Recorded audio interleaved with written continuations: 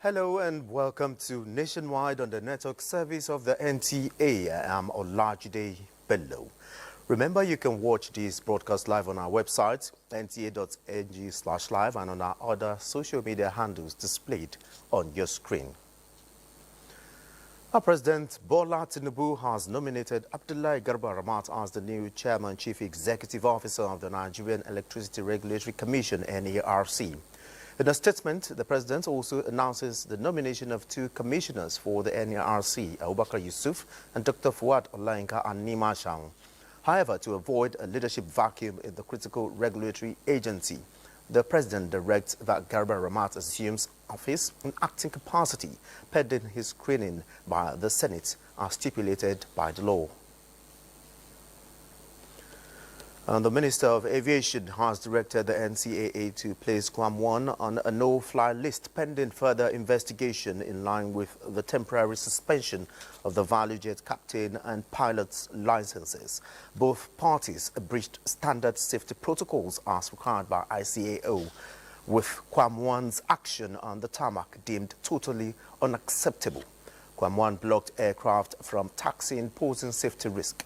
The minister has commended the NCAA for their proactive action in suspending the ValueJet cruise licenses and has directed that all airlines be informed of directive to place Guam 1 on a no-fly list with potential consequences for non-compliance.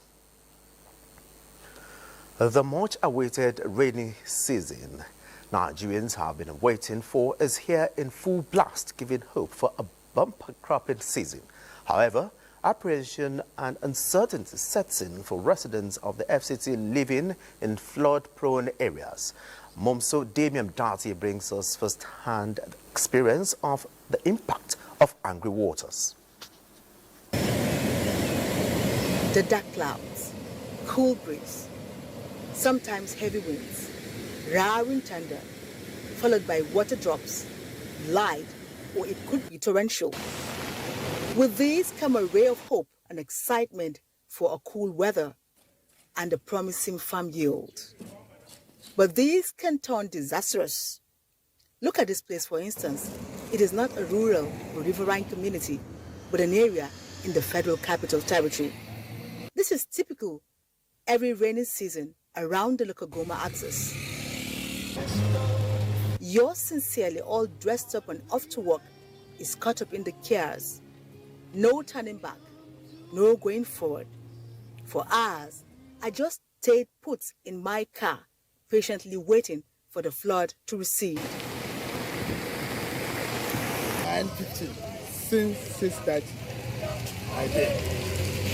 Water stopped on the road. This is the experience year in, year out for residents of Lokogoma in Abuja, and I guess for other flood-prone areas, because measures taken, if any, are not only but temporal. In fact, lives have been lost, the recent being a commercial motorcyclist.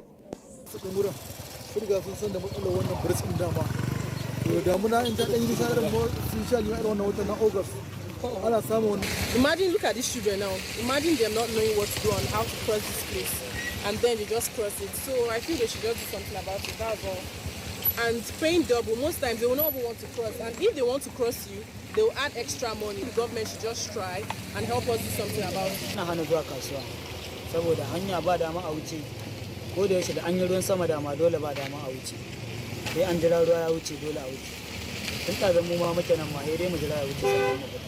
Sometimes the damages can cut deeper than the broken walls you see. In some instances, the situation can be worse, leaving commuters stranded for hours, a perplexing situation. But then, should we keep waiting for disasters to occur with more lives lost? Or should we spend more on buying relief items? After all, isn't prevention better than cure? Momso Damian Dati, NTA News. Meanwhile, the Nigerian Meteorological Agency NIMET has issued a flood alert for 21 states in Nigeria, predicting heavy rainfall and potential flooding. The agency warns that these states expected to experience heavy and continuous rainfall, which combined with already saturated soil and rising rivers level increases the risk of flooding, particularly in low-lying areas and communities near rivers and streams. States like Kebbi, Sokoto, Zamfara, Katsina, Jigawa, Borno and Kano are parts of the list. Let's see a report from Lagos. Lagos is bracing up for more rainfall as predicted by the Nigerian Meteorological Agency NIMET.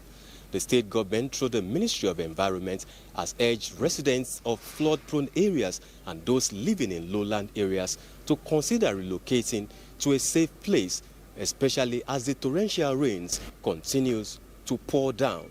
The state government has also put in place proactive measures to mitigate the impacts of the rain by expanding the drainage system and water channels to cope with the large volume of flash floods expected. Apart from this, emergency response mechanisms have been put in place to rescue those who will be trapped during the torrential rain in due time.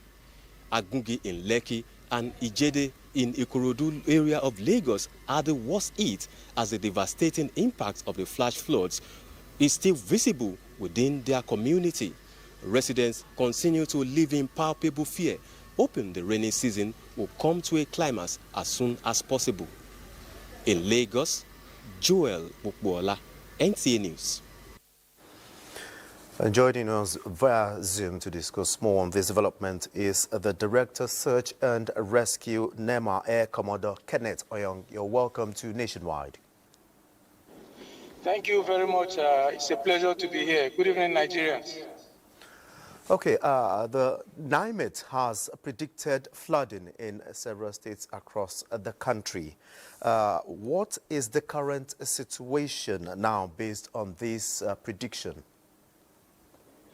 Okay, thank you very much once again. Immediately, NIMET gave their prediction. NISA gave us their annual flood outlook. Consequently, the Department of Disaster Risk Reduction has been in the field, sensitizing these communities that are likely to be affected by flood, to take mitigative measures. In most cases, we advocate that they relocate to higher grounds. However, in the course of our duty, we find out that some people or some locals do not have the means of relocating to higher grounds. So that is where my own department, the Department of Search and Rescue, comes in. We move to these communities. My DG, Ms. Lubaida Omar, has insisted that rather than conduct a tabletop simulation exercise back home in Abuja with stakeholders alone, that we should go to the local community, we should go to the grassroots, those who are at the receiving end of affairs. That's why today we are in a suburb of Kebbi, Duku, in Kebbi State, where we have been here since Sunday. Since we arrived, we have engaged with the locals, the people at the grassroots. We have tested their lines of communication, their emergency response protocols, their procedures, the boat owners, the local community, the Sarkinrua, and we have also tested their lines of communication with the various stakeholders to see how ready, how prepared they are, to respond when these floods do come in. And so far, we have been able to identify gaps. We have shared these gaps with local communities. We have shared these gaps, of course, with the stakeholders. We have also identified areas which the Kebbi State government has to come in to fill in the gap and ensure that these communities are ready to build community resilience and overcome the devastating effects of flood. Issues like procurement of life jackets for the local communities, issues like procurement of boats for the local communities, issues like procurement of ambulances for the local communities have been brought to the forerunner. And the representative of the state government, who was the Commissioner for Humanitarian Affairs of Kebbi State, was on ground. All these issues were brought to the fore, and he promised that the Kebbi State government was going to do their best to ensure that the locals are provided with these facilities, so that in the event that they are overwhelmed by this flood, the states can come in and provide the assistance. So far for us in NEMA, we have been conducting this simulation exercise in various states. We have been to Anambra State. From there, we proceeded to Kano State in Wudil local government. Today, we are in Kebbi State. And after this, subsequently, our next destination, of course, is River State. The main idea behind this is to ensure that those at the receiving end of devastating effects of flood are engaged with. We want to ensure that we meet these local people. We want to ensure that as much as possible, we stop losing lives to devastating effects of flood as it is done in other climes of the world.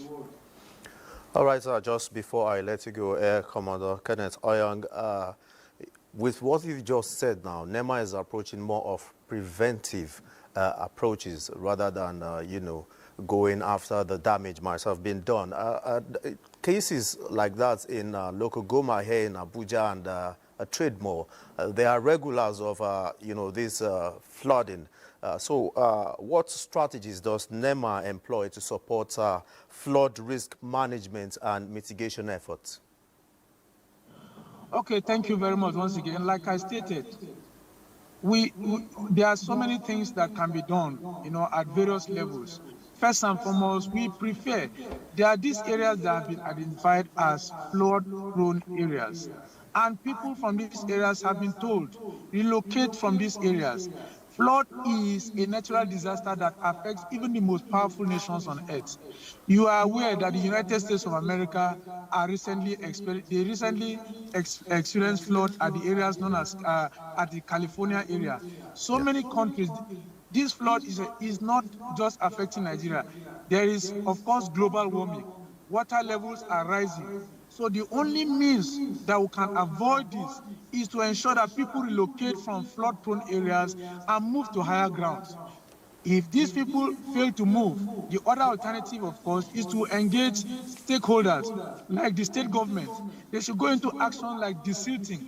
By desilting, we mean that they should remove sand from rivers, from water channels, from tributaries, from estuaries, to ensure that these estuaries and tributaries gain more depth so that the water does not spread out and cause flood on dry lands. These are all actions that we've been taking, that we take. We started all these preventive measures even before the flood set in. However, if some people or if those who are unable to move from these areas, of course we come into them and try to test their community resilience, what measures they are put in place.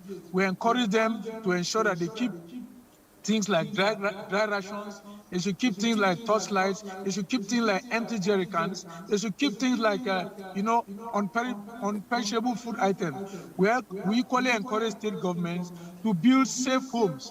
We are aware that in states like Bayelsa, the NDDC has built safe homes where locals can relocate to when floods come in. Flood is not something that can be prevented entirely. It can be prevented in some areas through desilting, but in coastal areas, especially areas that are close to riverine, it's difficult to control flood because water levels are rising. It's global warming, it's a natural phenomenon, and there is little or nothing we can do to stop them. Of course, at the international level, their engagement with the major polluters, polluters are those with whom affect those who are polluting to cause the greenhouse effect on the ozone layer. They are engaging them, but while that is being done, at our own level, the only thing we can do is to prepare the local community and ensure that they are ready to overcome the devastating effects of flood. That is what NEMA is doing for now. And that's why we are here in Duku, in Kebbi State for today. From here, like I stated, we are moving to River State. I wish that those at the receiving end, I pray that they are able to relocate to higher grounds. That is the only way we can ensure completely that they overcome the devastating effects of this flood. But in the event that they are unable to move, of course, we ensure that their local boat divers, local canoe owners are on alert, the divers are on alert, the stakeholders are on alert so that they can rescue. And of course, we have a disaster response unit of the Nigerian Air Force, the Nigerian Army, all of whom, of course, when these floods come in, the Air Force comes in providing aircraft for search and rescue purposes, providing aircraft for airlift of those who are cut off from communities, while the Nigerian Army, of course, will lead the ground search and rescue, and of course, with our own NEMA staff who are on ground. Our operational offices in Sokoto have been activated. So all of them are on ground to continue to provide the support needed to mitigate the effects of the floods. Thank you very much. All right, thank you very much, Director Search and Rescue, NEMA Air Commodore Kenneth Oyong, for your input on Nationwide. Thank you very much. Thank you. The aftermath of the recent boat mishap has raised different questions on the operations and safety of navigating the waterways in Niger State. Dauda Mohammed reports that the postmortem of the incident has revealed the need to change approach to forestalling the regular occurrence of casualties during boat incidents. Niger State, with the longest stretch of inland waterways in Nigeria, has always recorded high casualties whenever accidents occur. The most recent of which claimed 15 lives in Shiruru local government area of the state. Preliminary investigation indicate that the wooden boat hit a protruding tree stump, causing it to break. Only the 26 passengers wearing life jackets out of the 43 on board survived. Finding shows that the major cause of this mishap was snacks and overloading. But in fairness to the state, we've done a lot. So if you can also testify that the numbers have really dropped, the boat mishaps. The National Inland Waterways Authority, Niger State Ministry of Transportation, and the National Hydroelectric Power Producing Areas Development Commission on different occasions provided safety jackets and rescue boats to mitigate casualties. But cultural and religious factors have hindered the use in most cases. The best way forward is, one, education. People need to be trained to understand exactly what they are supposed to do, when to do it, and how to do it.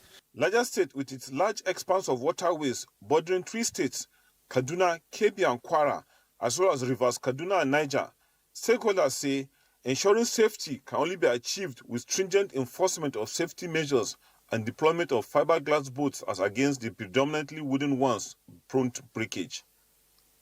Dauda Mohammed, NTA News. Now let's join Dauda Mohammed via Zoom to give us more info as regards the outcome of the postmortem, which reveals a change of approach to curb accidents and waterways, and what are some of the proposed measures to avert the situation. Over now to Dauda. Yes, thank you very much. I will have to start by explaining that Niger State has one of the largest inland waterways in the country.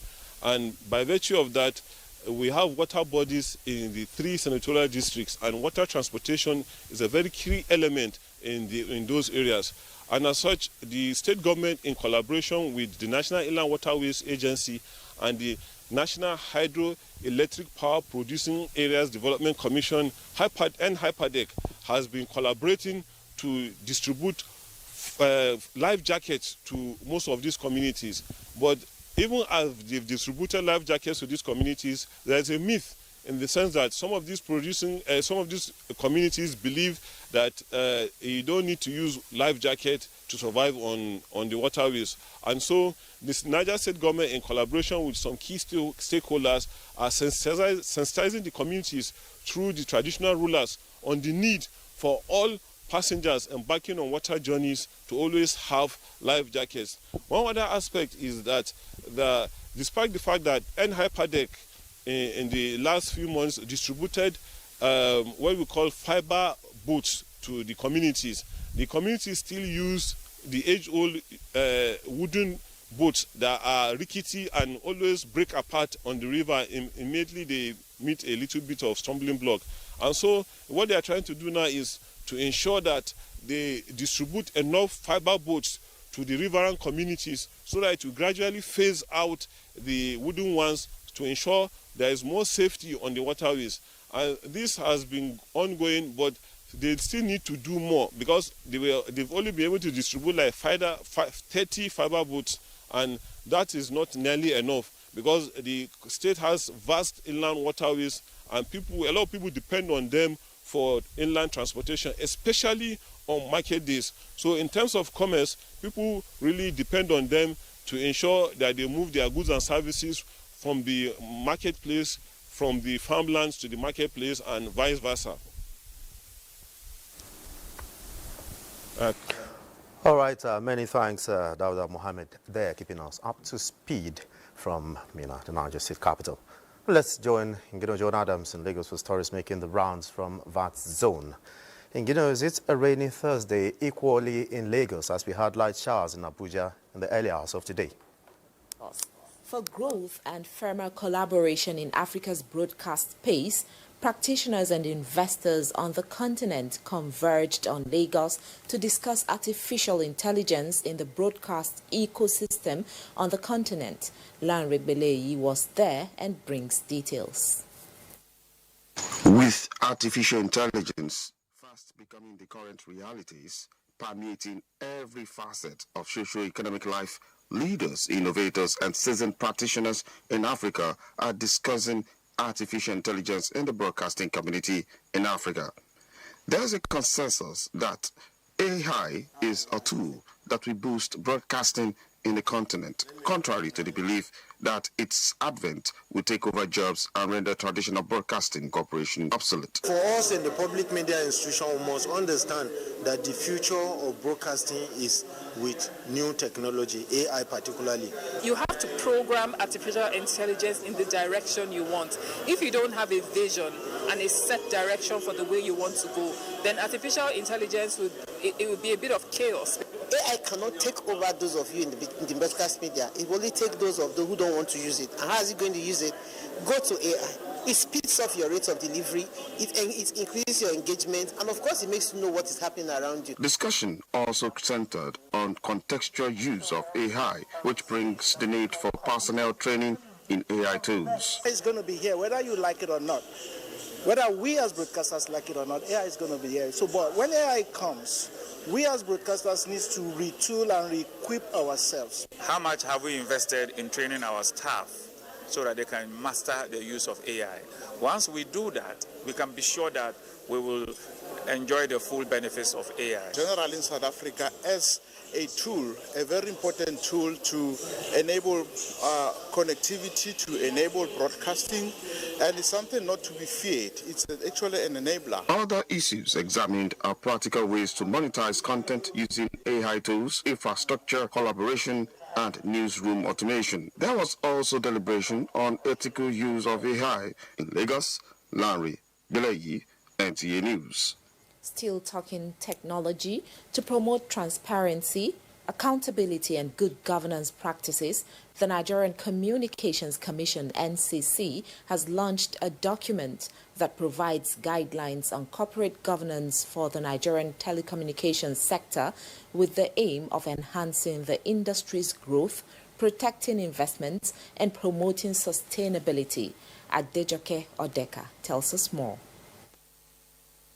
In order for Nigeria to achieve a robust and well-organized telecommunications industry, attract investments, drive economic growth, and improve citizens' lives, the Nigerian Communications Commission's NCC, with a combination of collective efforts and engagement, has launched guidelines on corporate governance. We need to see capital appreciation, dividend payment, and impact to your customers, your shareholders, as well as stakeholders within the communities within which you operate. Corporate governance in the telecom sector is basically trying to ensure that beyond just a company existing, issues of transparency, issues of accountability, as we are looking at building institutions and not just individuals. Building on existing guidelines, the NCC's revised framework reflects a timely update to address the dynamic nature of the telecommunications industry, ensuring regulatory relevance and effectiveness in today's landscape. During the unveiling of the reviewed guidelines, the CEO of the NCC, Dr. Aminu Maida, enjoined various stakeholders to see the guidelines as a toolkit for addressing the sector's challenges and creating sustainable values. A way to reinforce and promote good governance to get most and majority of the critical operators in the sector to that level of superior performance. Developed through stakeholder engagement and public-private collaboration, these guidelines, NCC says, is a significant step towards achieving a thriving telecommunications industry as Nigeria joins other countries already practicing this system and ultimately aims to drive progress and promote economic growth. In Lagos, Adijoke Odeka, NTA News. Those are the reports from Lagos. Nationwide continues in Benin after the break.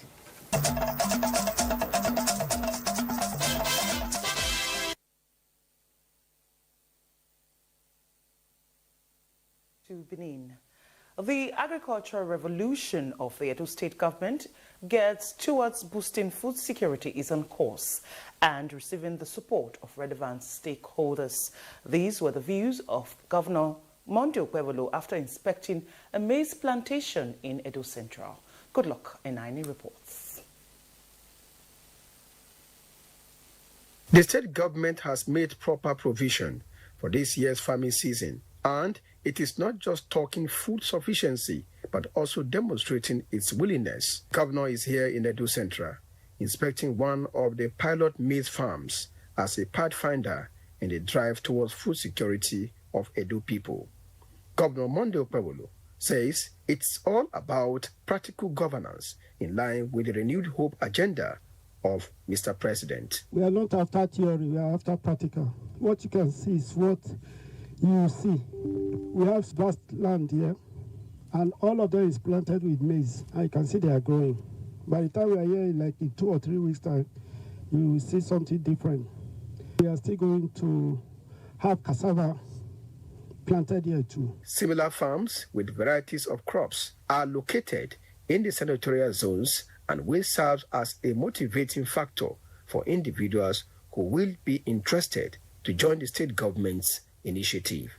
From Uromi, good luck Enaini, NTA News.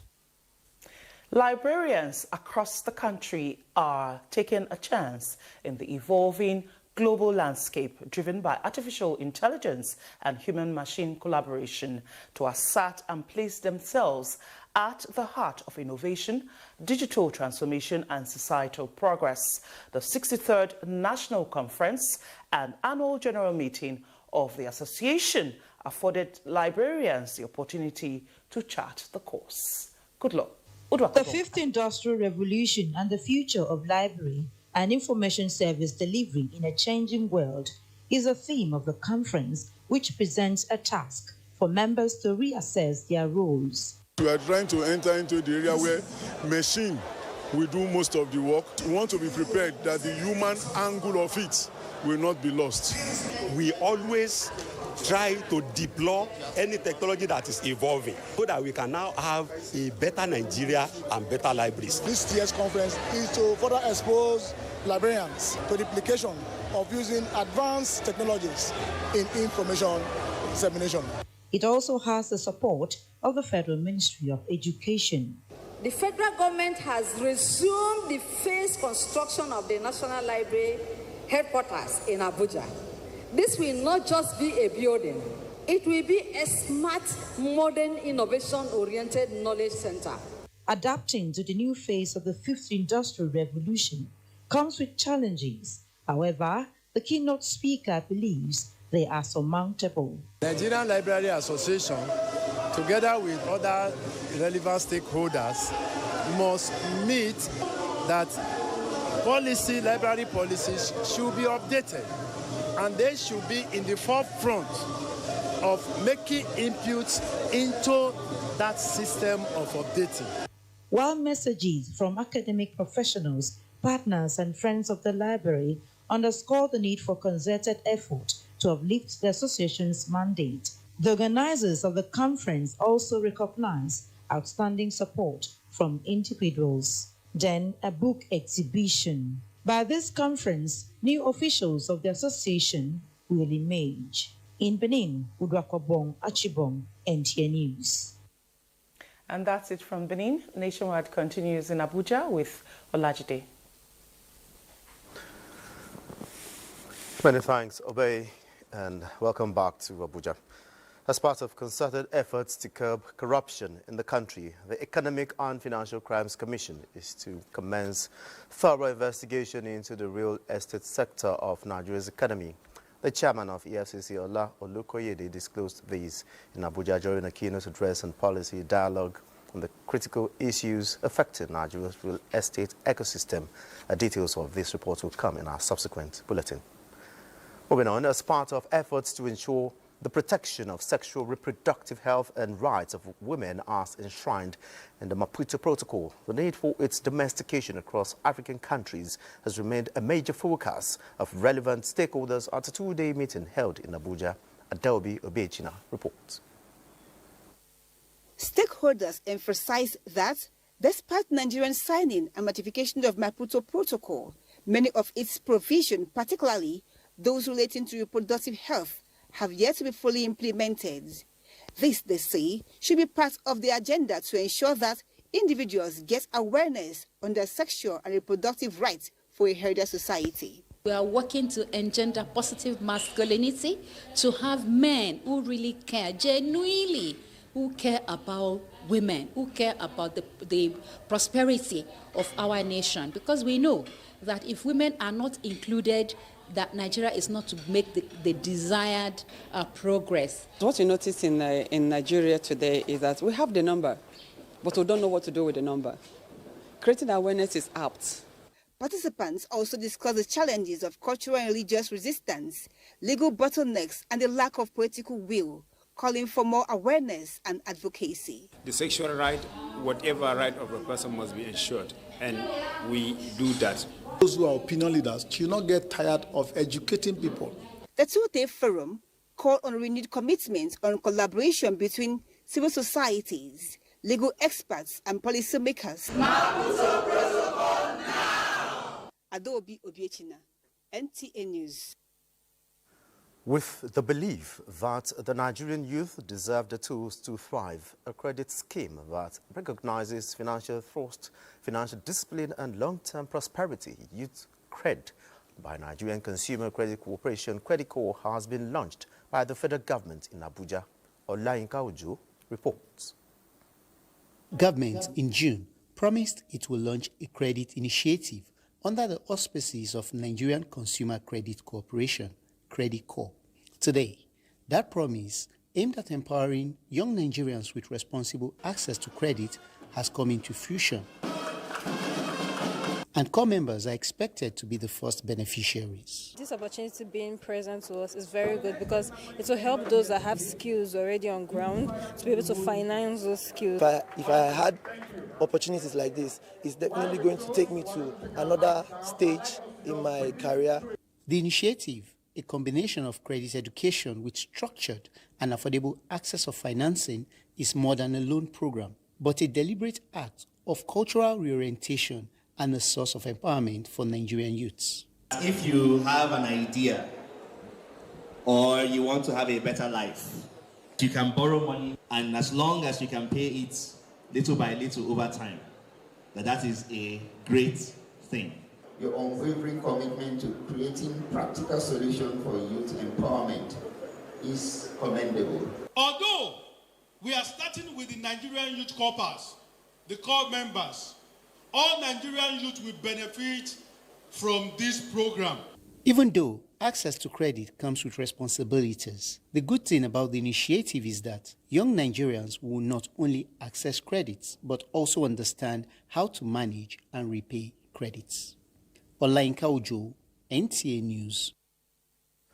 As the world marks year 2025 Breastfeeding Week, the need for nursing mothers to engage in exclusive breastfeeding of their babies for healthy living has again resonated. In Oyo State, the government is leading the way with an impactful sensitization program that puts nursing mothers and their needs at the forefront by embracing the theme, Prioritize Breastfeeding, Create Sustainable Report System. Zainab Oyeniyi has details. The program stressed the need for exclusive breastfeeding within the first 6 months and continuous breastfeeding for up to 2 years of a baby's life. Breastfeeding is also beneficial for mothers because it reduces the risk of breast and ovarian cancers.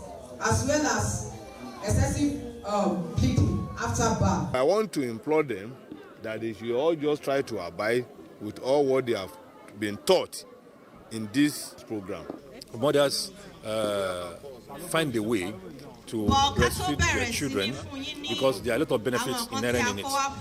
A child that is properly breastfed will not be falling sick from time to time. The event also featured interactive session where mothers asked questions and shared their experiences. It's good to be breastfeeding our children very, very well. It gives them good health and it makes their brain to be well active. So it helps the baby immune system even more than the one that will come after them. World Breastfeeding Week continues to serve as a platform to promote awareness and encourage stakeholders to create enabling environments for breastfeeding mothers across the state. In Ibadan, Zainab Oyini, NTA News. And let's join Rofia Animashan, who is standing by at one of the health care facilities in Ibadan. Rofia, it's laudable that the state government is providing a support system for nursing mothers. How receptive are the mothers to the initiative?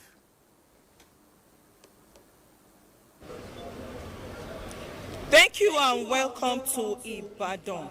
Breastfeeding, to medical experts, is climate friendly as it produces no waste and requires no energy-intensive production or packaging.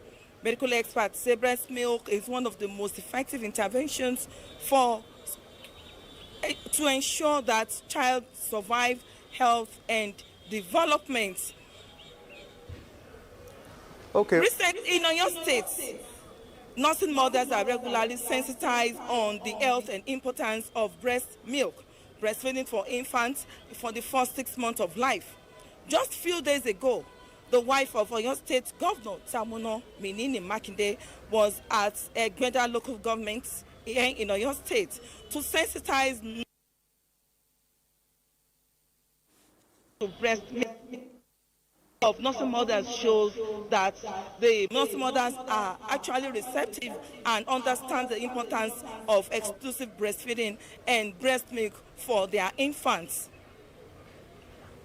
Okay, many thanks, Orofia. I'm very sure you must have had interaction with one or two nursing mothers there. How are they finding, breastfeeding for 6 months exclusive?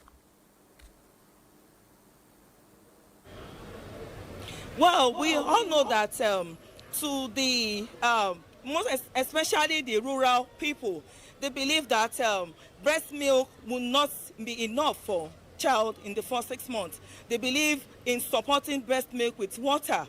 But with the recent and the regular sensitization to these nursing mothers, the orientation has started to improve and change on the fact that nursing breast milk, it's all encompassing. It has water and all the nutrients the child needs for survival. All right, many thanks, Rofia Animashan in Ibadan, for keeping us up to speed on latest developments as regards the Breastfeeding Week. Many thanks for your input. Thank you. And moving on, Port Harcourt is our next port of call, and Gabriel Amunike is our guide. Gabriel, good afternoon. Thank you, Olajide, and welcome to Port Harcourt. Nigerian Television Authority NTA Network Center Port Harcourt has again affirmed commitment to strengthen relations with the Navy for effective reportage of military operations. Zonal Director Paul Ate affirmed this when he led the delegation of the center's management on a courtesy visit to Nigerian Navy ship Pathfinder, where he was received by the Commander Commodore Kajetan Anyaku. Kingsley Amadri reports. NTA, as a public service broadcaster, is committed to providing television broadcasting services for the public good by ensuring access to information, education, and entertainment. The new leadership of the Network Center in Port Harcourt is no doubt poised to setting the pace in timely and accurate reportage of military operations, recognizing the critical role of NNS Pathfinder in safeguarding Nigeria's waterways and protecting national assets. Mr. Ate commended Nigerian Navy ship Pathfinder Port Harcourt for the existing relationship between the two organizations, assuring the Nigerian Navy that NTA will continue to project the operations of the Nigerian Navy to the outside world. Always give us the right information so that we can quickly disseminate and get people more informed and be on the same page with you, sir. We know you are doing a very difficult job here and there, and we pray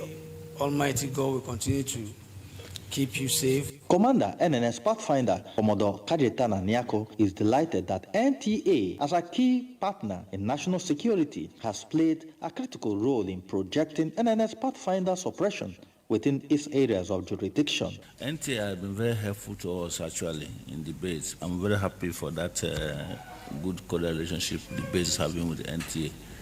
And with their visit to show that will going to be sustained. NNS Pathfinder has continued to record significant successes in the fight against crude oil theft, illegal oil bunkering, artisanal refining, and maritime criminality, which has in turn helped in boosting Nigeria's current crude oil production. In Port Harcourt, Kingsley Amajiri, NTA News. Women from various countries have converged in Port Harcourt for the annual intercessory prayers for the peace and progress of the nation.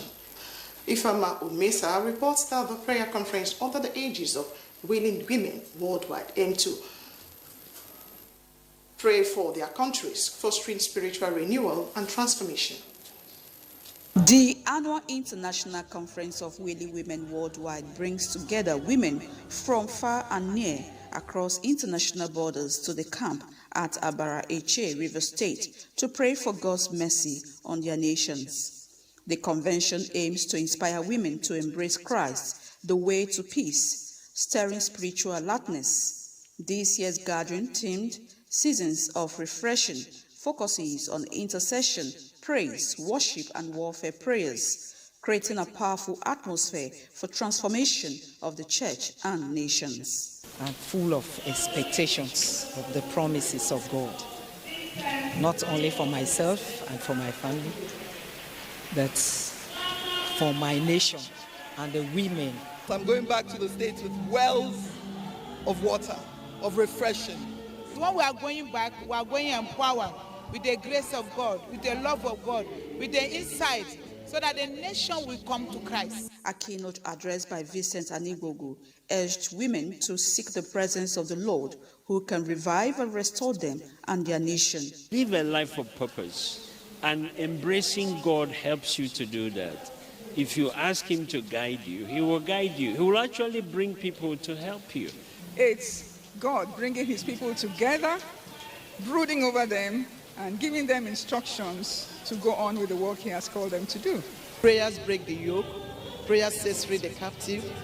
Prayer brings solution to long-standing issues. Willing Women Worldwide was founded in Port Harcourt 25 years ago, emerging from a heartfelt cry to God concerning the spiritual state of the church and the Nigerian nation. In Port Harcourt, Ifoma Umesa, NTA News.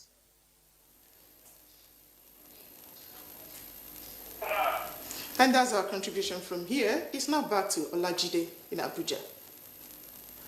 Many thanks, Gabriel, and welcome back to Abuja. Nigeria's First Lady, Oluremi Tinubu, congratulates Senator Daisy Danjuma on the occasion of her 73rd birthday. In a birthday message where she joins family, friends and associates to felicitate the celebrant, the First Lady notes that her life as a legislator, distinguished lawyer and entrepreneur who represented Edo South in the Senate at the 5th National Assembly has been one of the service and praise that Almighty God continues to bless the celebrant with divine health, peace and many more years of fulfillment and joy. The federal government is open to collaborating with sub-national entities and private partners to enhance Nigeria's food security. The Minister of Agriculture and Food Security, Abubakar Kyari, stated this during a courtesy visit to the Nasarawa State Governor, Abdullahi Sule in Lafia. Kyari stated that the administration's policy aims to address the country's food demand deficit. He emphasized that this goal can only be achieved if state governors invest more in food production.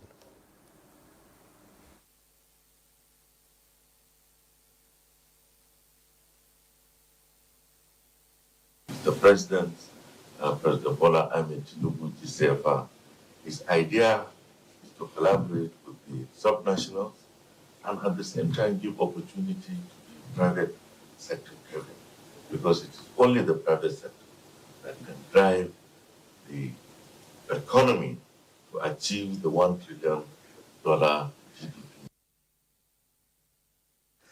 Governor Abdullahi Sule highlighted the need for greater commitment to reducing the sugar demand deficit in Nigeria. He informed the minister that the country has the potential to produce enough sugarcane to meet its sugar needs. That we can actually easily generate 100 megawatts of power, from there. That is enough power to power the entire Nasarawa state.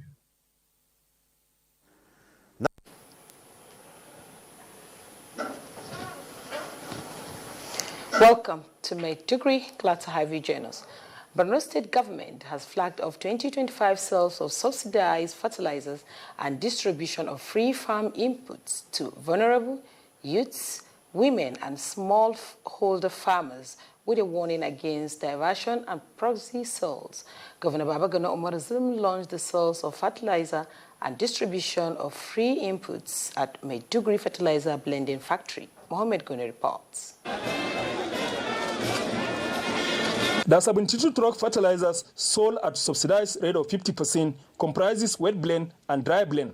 The authorities said the wet blend fertilizer, which is said to be less prone to misuse, will be deployed to areas with heightened security threat, while the dry blend fertilizers are to be deployed to areas declared safe, accompanied by military personnel.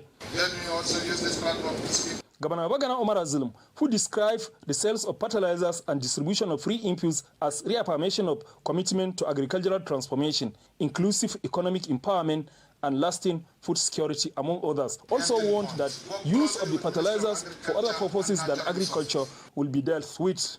Monitor every distribution channel. Escort deliveries where necessary. Deploy intelligence around stocks and entry points. Work closely with Ministry of Agriculture and Natural Resources. The governor also warned security personnel against unilateral restriction of access to farmlands, saying such decisions can only be approved by the Borno State Security Council where necessary. He also expressed commitment of the state government to revitalize the Maiduguri Fertilizer Blending Factory before the end of his tenure. Chairman, Agricultural Transformation Committee, who also doubles as the secretary to the state government, Bukar Tijani, and the Commissioner for Agriculture and Natural Resources, Bao Musani, dwell extensively on the impact of policies of Governor Zulum on food production and economic development. The sales of subsidized fertilizers and distribution of free inputs will go a long way in boosting food production and economic recovery. In Maiduguri, Mohamed Goni, NTA News. Borno State Adolescent Girls Initiative for Learning and Empowerment, Agile, has been adjourned on the best performing pilot state in Nigeria for successfully implementing its core mandate of ensuring retention and promotion of girl-child education. Officials from the World Bank carry out the rating during an on-the-spot assessment of agile activities executed so far in Borno. Abubakar Musa reports. The one-day engagement of officials of the World Bank took the August visitors round various schools where projects of the Adolescent Girls Initiative for Learning and Empowerment Agile have been implemented. The officials did not only assess durability of projects carried out so far, but interacted extensively with the Borno Agile team, as well as beneficiaries of the Adolescent Girls Initiative for Learning and Empowerment, especially on issues concerning implementation constraints. After a careful review of the projects executed so far by Agile in Borno, the World Bank officials commended Borno State for its outstanding performance in line with acceptable guidelines worthy of replicating in all Agile implementing states, especially across the 3 new additional ones. I'm very pleased to see the implementation of the projects. This is great that state is supporting. Borno has made a lot of progress in their participation on Agile through good leadership and through good practices. The girls are really learning, they've displayed knowledge, and I think this is the way to go. In the future, these women will look back and be grateful to the government of Borno State for what they've done in their lives. The one-day engagement by World Bank officials is critical towards ensuring that the core mandate of Adolescent Girls Initiative for Learning and Empowerment is maximally achieved. In Maiduguri, Abubakar Musa, NTA News. Those are the contributions from here. Nationwide continues with Olachide Bello in Abuja. Many thanks, Ladidi, and sorry about the initial mix-up.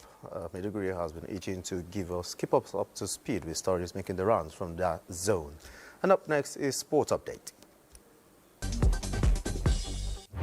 Following the Super Eagles B team's 0-1 loss to Senegal in their opening Group D fixture at the African Nations Championship, football enthusiasts in Abuja say Nigeria now faces a must-win encounter against Sudan next Tuesday. I really don't see us making it easy out of that. We've already lost the game. If we lose another one, we're out. So Sudan were held to a 1-0 draw by Congo in their opening match on Tuesday at the Amman Stadium, setting the stage for a high-stakes clash. A win for Sudan could all but confirm their progression to the knockout stage, while the defeat for Nigeria would spell early elimination.